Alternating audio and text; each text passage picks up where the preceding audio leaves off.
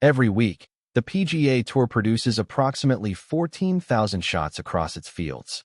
14,000. Drivers, irons, wedges, putts, the full accumulated output of the most technically accomplished golfers in the world, competing across 4 days on courses that have been designed, specifically and without apology, to make their lives difficult. 14,000 shots. Most of them are good. A smaller number are great. And each week, if you're paying careful enough attention, if you can hold your focus across the volume and the noise and the sheer quantity of excellent golf that the tour produces as a matter of routine, there are 10 that exist in a different category. 10 shots that aren't just technically accomplished. 10 shots that carry something extra, a story, a context, a human being behind them who was asked for something specific in a specific moment and delivered it in a way that the 14,000 other shots that week could not quite equal. These are those 10 shots from this week, ranked not by distance or by statistical difficulty, but by the full weight of what they represented in the moment they were made. We start at 10 and we move toward 1. And number 1, this week, is a shot that the people who saw it live are still describing to people who weren't there. They're still not quite getting it right, which is how you know it was real. 10. The recovery nobody expected. The week's number 10 shot is not the most glamorous entry on this list.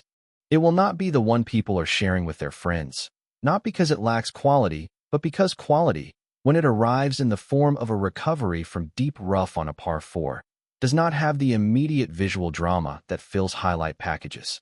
You have to understand what the shot was asking of the player to understand why it belongs here. The lie was nearly unplayable. The green was 40 yards out and guarded on the right by a bunker that had already taken 3 other players in the same round to bogey or worse.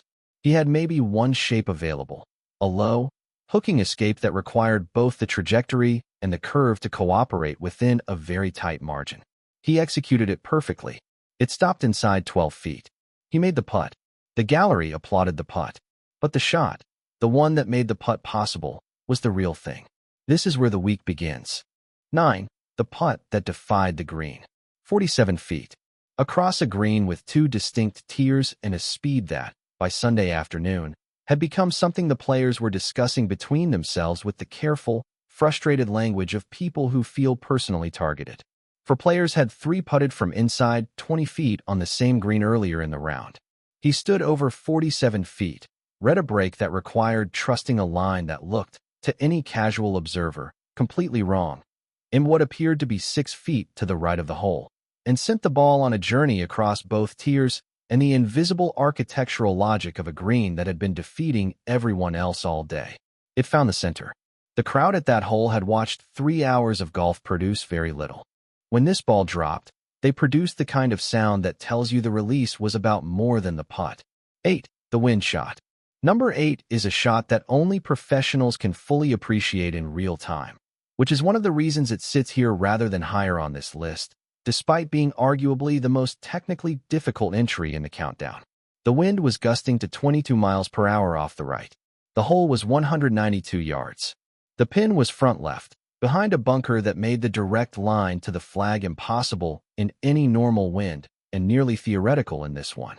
He didn't go at the flag directly. He hit what looked, at launch, like a shot aimed significantly right of everything relevant, and then watched the wind do exactly what he had predicted it would do, carrying the ball across the gusts on a trajectory that the wind had not just allowed but actively assisted. It landed 8 feet right of the flag and tracked left along the tier. 6 feet. He missed the birdie putt, but the shot deserved better than the putt gave it, which is sometimes how it goes, and the shot belongs here regardless. 7. The chip-in that saved the round. Context matters for number 7. By the time this shot was played, its maker had been through 4 holes of the kind of golf that makes players question everything quietly and outwardly produce nothing. The golf of a person fighting something internal while performing something external. He was won over through 13 holes, in a tournament he had entered with legitimate expectations of contention. The fight was visible to anyone watching closely. The extra beat before club selection, the reset breaths between shots, the specific way his caddy was managing the conversation. More talk than usual, the talk of someone providing ballast. And then 14. A chip from the rough, downslope, over a bunker, to a pin with almost no green between the sand and the flag. A shot with a margin of error so small that most players, in most conditions, would take the safe option and accept bogey. He went at the flag. The ball landed, released, and disappeared into the cup before the gallery had finished processing what they were seeing. The reset that followed, the way he walked to 15, was not the walk of the same person who had walked off 13. Something had been returned to him by that chip. Something he needed. 6. The long iron that started a conversation. 211 yards. Into a green elevated above the fairway by enough that the player cannot see the pin during the shot, can only aim at a target they have memorized from the yardage book and trust is where they think it is. The long iron is a club that fell out of fashion at the tour level when hybrid technology arrived to perform similar functions with greater forgiveness, and players who still carry and use it effectively are, by that choice alone, making a statement about their confidence in their ball striking. He carries one. He used it here. The ball launched on a trajectory that looked, from the fairway, like it might be too high for the conditions, and then descended with a controlled fall that the conditions had no answer for, landing just past the pin and spinning back to 3 feet. The conversation it started, in the caddy community specifically, lasted several holes and involved at least 2 people audibly reconsidering their hybrid. 5. The bunker shot at the end of everything. Number 5 deserves its own paragraph of context. This shot was played on the 72nd hole of the tournament, from a greenside bunker, with a 1-shot lead, which means the wrong outcome here. Heavy, thin, anywhere but close, is not just a bad shot. It is the mechanism by which a tournament that had been won for 3.5 days becomes a tournament that is suddenly, terrifyingly, shared. He had been in control for so long that the bunker arrival felt, to the gallery, like the first moment of genuine danger the tournament had produced. His caddy said later that he talked more in those 30 seconds in the bunker than he usually talks in 3 holes. He set up. He swung. The ball cleared the lip with the necessary margin, landed softly, and checked inside 4 feet. He made the putt. He shook hands. He accepted the trophy. But in the conversation about what secured it, what was the actual moment of claiming? He and his caddy agree. It was not the putt. It was the bunker shot. 4 feet, in the bunker, on 72, with everything riding on the lip clearance and the check. 4. The eagle that nobody saw coming. The week's number 4 shot was not supposed to be an eagle. It was supposed to be a layup. The conversation between player and caddy on the tee had concluded, after a discussion that the caddy later described as a very short version of a very long argument. In favor of the conservative play, a long iron to the 100-yard marker, a full wedge to the green, make birdie, stay in the tournament. He hit the long iron, and then he did not lay up. He looked at the distance, looked at the flag, looked at his caddy, and said 3 words that his caddy has categorized, after the fact, and with some admiration, as the most confident 3 words of the week. I've got it. The wedge from 103 yards caught the flag on the second bounce and went in. Eagle. The caddy, who had argued for the layup, who had made the reasonable case for the percentage play, who was standing 12 yards behind the shot when it went in, has been unable to explain, when asked, exactly how he feels about being overruled by a player who then made eagle. Vindicated and wrong at the same time, he said, which is a new feeling for me. 3. The putt that rewrote the leaderboard. There are putts that win tournaments and putts that change tournaments and putts that, in a different, less visible way, change the player who makes them. Number 3 is all 3. The distance was 61 feet. The break involved 2 separate changes of direction across a green that had been softened by overnight rain into something between quick and unpredictable. The worst combination, the one that makes reading a long putt a negotiation with probabilities rather than a calculation of physics. He read it.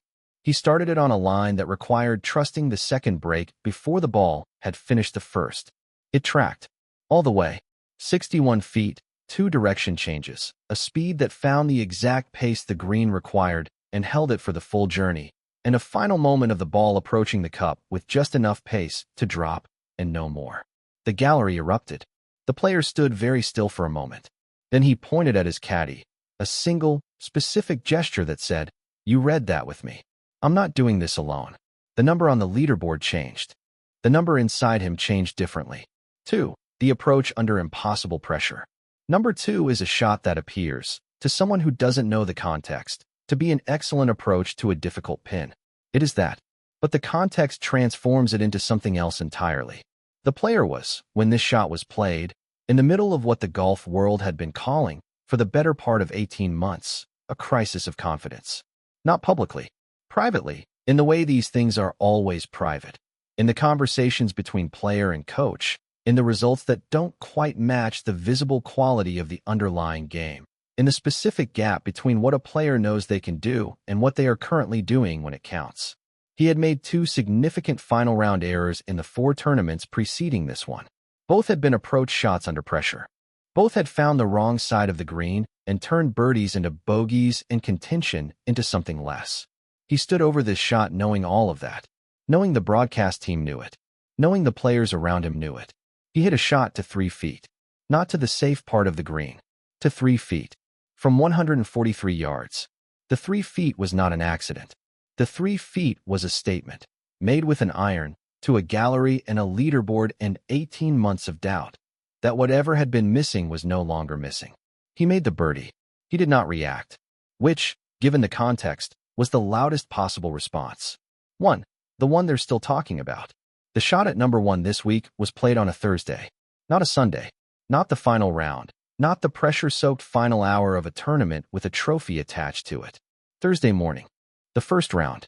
Which is why, when we tell you what it was, the first reaction of anyone who understands professional golf is the same. How does a Thursday shot beat a 72nd-hole bunker escape and a 61-foot double breaker and an approach that answered 18 months of doubt? The answer is this: because the shot at number 1 this week was not possible, not improbable, not statistically unlikely, not the kind of thing that happens rarely and registers as exceptional. The shot that sits at number 1 in this week's countdown should not have been attempted. Every rational analysis of the situation, the lie, the distance, the obstruction between ball and flag, the wind, the risk-reward calculation that tour-level players perform instinctively in approximately 3 seconds, pointed toward a different shot. A safe shot. A shot that takes bogey off the table and accepts par and moves on with a shrug and is never mentioned again. He was in the trees, 40 yards left of the fairway, behind a trunk of a tree with a trunk circumference his caddy later measured at 61 inches. Wider, as the caddy noted with some bemusement, than the gap between the trunk and the adjacent branches that represented the only available window to the green. The window was approximately 16 inches wide. The green was 183 yards away. There was a bunker between the tree and the green that would require the ball to clear 17 feet of height within the first 40 yards of flight. The pin was on the right portion of the green, which was the only position the pin could have been in that made the shot, through the 16-inch gap, land anywhere useful. His caddy looked at the window, looked at the green, looked at his player, and did something he has done approximately 4 times in 11 years of caddying. He said nothing. Not because he had nothing to say, because what he wanted to say, which was that this was not advisable, that the safe play was the right play, that they were on a Thursday, and there was no reason to attempt what was being visibly considered. He had already said with his expression, and his player had received it, and had made his decision, and no further input was going to change that decision. The player addressed the ball with the focused stillness of someone who has entered a space where the outside opinion of the situation no longer applies. He chose a specific club. He chose a specific trajectory. He committed to a swing shape that required producing a controlled draw through a 16-inch window, over a 17-foot bunker, across 183 yards of Thursday morning, to a pin on the right side of a green he could not fully see. The ball went through the window, cleared the bunker with 4 feet to spare, landed in the center of the green, released toward the flag, and stopped inside 7 feet. He made the birdie putt. His caddy, standing behind the tree, had watched the window, not the ball, had watched the ball pass through the window and then looked immediately at his player, because the shot's success had already been determined by the tree, and he needed to see what was on his player's face when he heard the gallery's reaction come back to them through the rough and the trees. What was on his player's face was the expression of someone who had already known, who had committed so completely to the shot that the outcome was, in some interior sense, already settled before the club had moved. 7 feet on a Thursday morning, through a 16-inch window, from 183 yards, in the trees. On a Thursday, the caddy has been asked, multiple times this week, how he felt watching it. He always gives the same answer. I was standing behind a 61-inch tree trunk, he says. And for the first time in 11 years, I was glad I couldn't see. On screen / natural pause 7 feet through a 16-inch window from 183 yards in the trees on a Thursday morning. If you've been watching golf for any amount of time and that shot just did what it just did to you, that response is exactly right. That shot earned it. 10 shots. Ranked, described, given the language they deserved.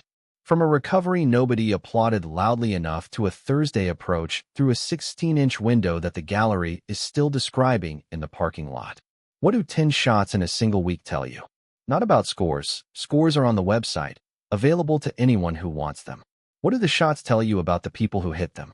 They tell you that the PGA Tour, despite everything that is said about it, about its distance revolution and its technology and the way modern equipment has reduced the romance of certain shots to a function of physics and forgiveness, is still, fundamentally, a stage on which human beings are asked to perform things that the best human beings in the world have devoted their lives to being able to perform.